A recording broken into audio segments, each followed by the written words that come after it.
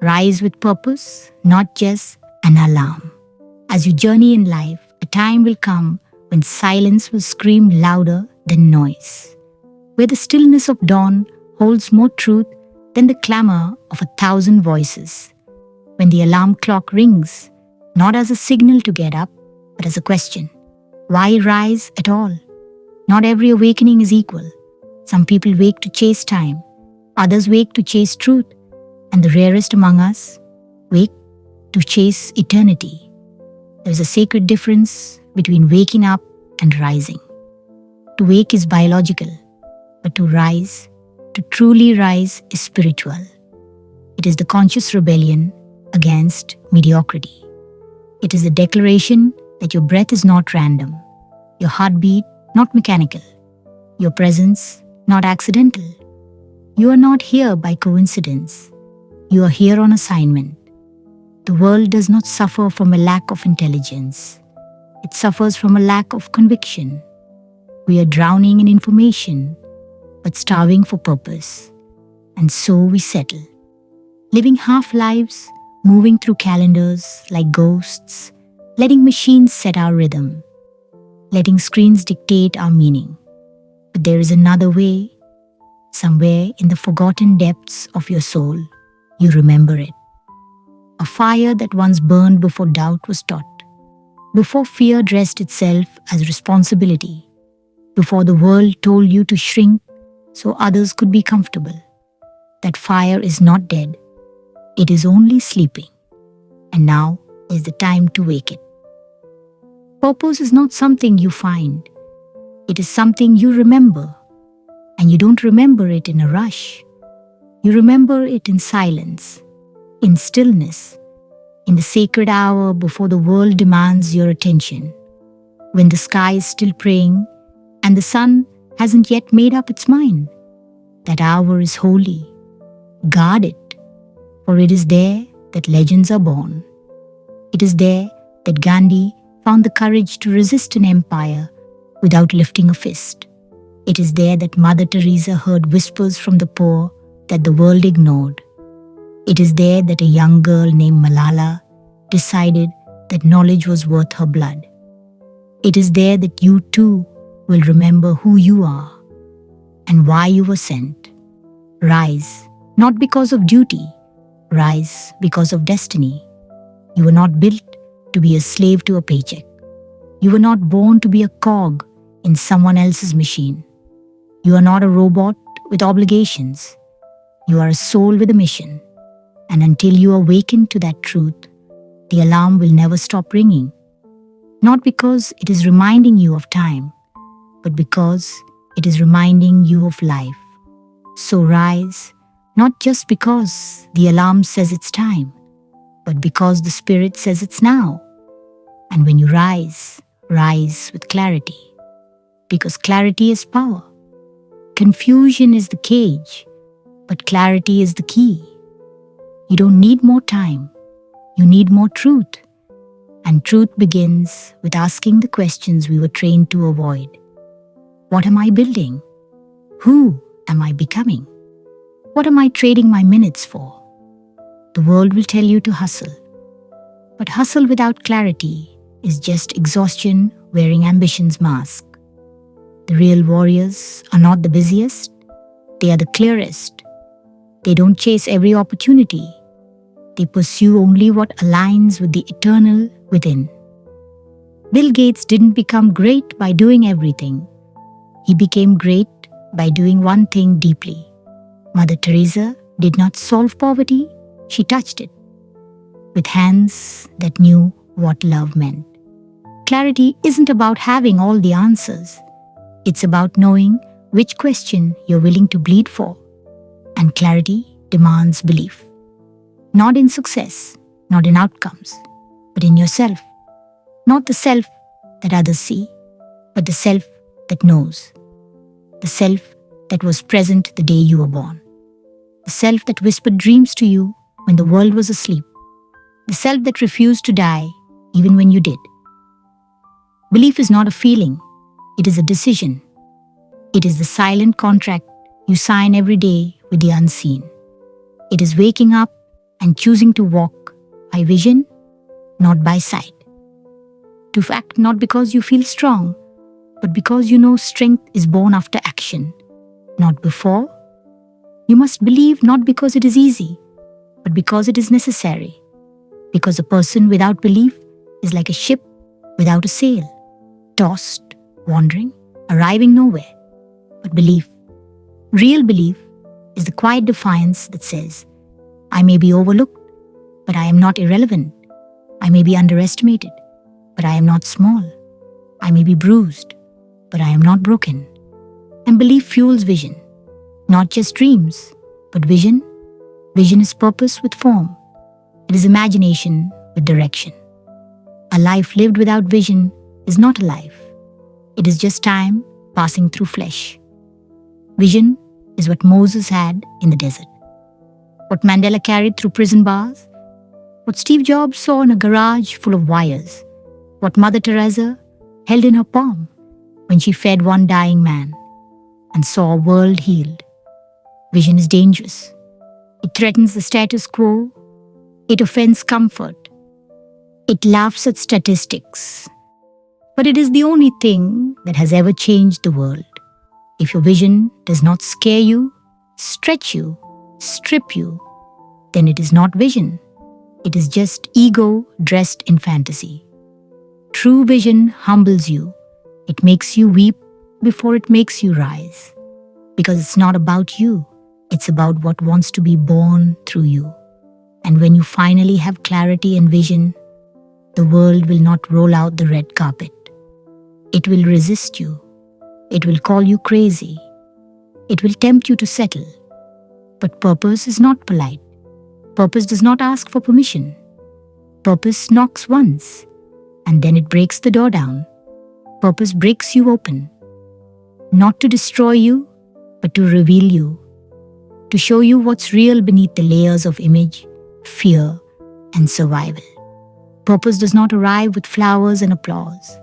It arrives with fire. It burns away what is shallow. It confronts what is false. And if you let it, it will resurrect what is divine.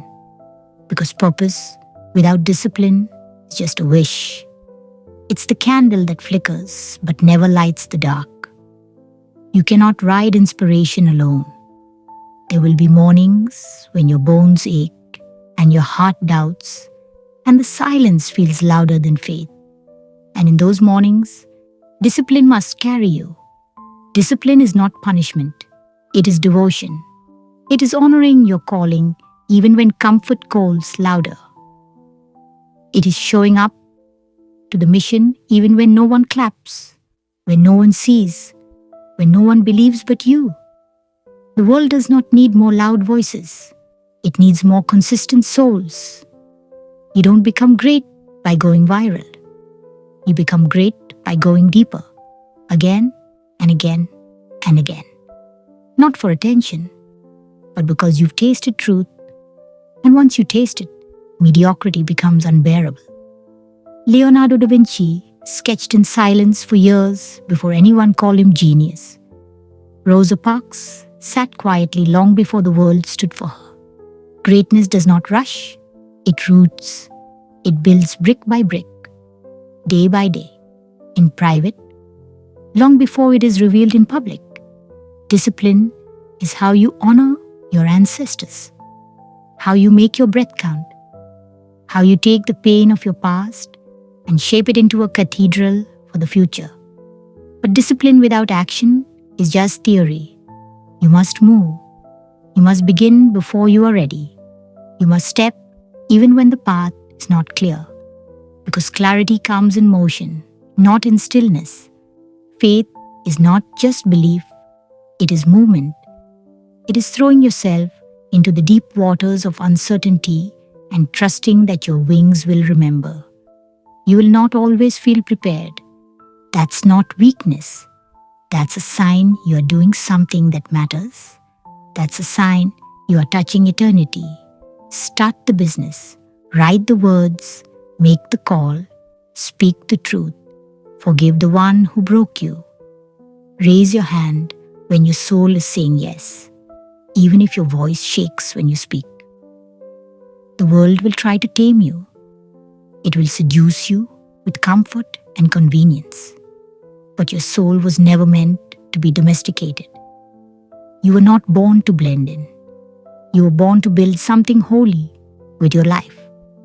Action is not just physical, it is spiritual. Every time you act with courage, you rewrite history. Every time you choose love instead of apathy, you heal a wound in the universe. Every time you move forward, the chains around someone else grow weaker. Because freedom is contagious. And yet, in the fire of doing, do not forget gratitude. Gratitude is the anchor. It reminds you that even in the storm, you are not lost. It tells you that every breath is a gift, every failure a teacher, every moment a miracle wrapped in disguise. Gratitude is not soft, it is fierce. It is the weapon of those who refuse to let bitterness define them. It is the defiance of the soul that says, I may not have what I want, but I will honor what I have, and I will build from there. Mother Teresa did not have riches, but she had gratitude. And with that, she moved nations. Gratitude takes what little you have and multiplies it. It sees a seed and believes in a forest. It sees a scar and believes in healing.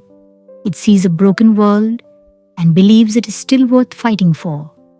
Be grateful, not just in success, but in struggle. Be grateful for the delay, the silence, the confusion, because that's where roots grow. That's where wisdom is born. That's where you stop performing and start transforming. And as you grow, the world around you will change. It must, but it will not always change on your timeline. You will be tested. You will be stretched. And that's where adaptability must rise. Adaptability is not weakness. It is strength in motion. It is the wisdom to bend without breaking, to adjust without abandoning your truth. The most powerful trees don't fight the wind, they learn how to dance with it. Nelson Mandela walked into prison with one dream and walked out with a greater one. Because purpose doesn't always look like you imagined. It's not a straight line, it's a sacred spiral leading you deeper, not just forward. When plans crumble, don't panic, pivot. When people betray, don't close, evolve. When the path ends, don't stop, create a new one. Because life is not about sticking to the script, it's about staying true to the mission. The path will shift, but the purpose remains. And through it all, resilience will be your companion. Resilience is not pretending to be strong. It's choosing to continue, even when strength has left the room. It's what kept the Wright brothers designing when they crashed 1,000 times. It's what kept Helen Keller speaking when no one could understand her. It's what keeps the heartbeat steady when the world falls apart. Resilience is not about having no scars. It's about carrying them with grace. It's the quiet fire that says, I am still here. You have not broken me. You have birthed me. When you live with purpose, pain is not the enemy. It is the initiation. It is the chisel that shapes your character, the wind that lifts your wings. Do not resent it. Let it refine you. And above all, never stop learning. The mind is a sacred altar. Keep it lit. Keep it hungry. Not for information, but for revelation. Don't just consume. Transform. Learn from the poets, the prophets, the children, the broken, the wild, the wise. Learn from silence. Learn from suffering. Learn from joy. Because life is not a ladder. It is a labyrinth. You are not climbing. You are becoming.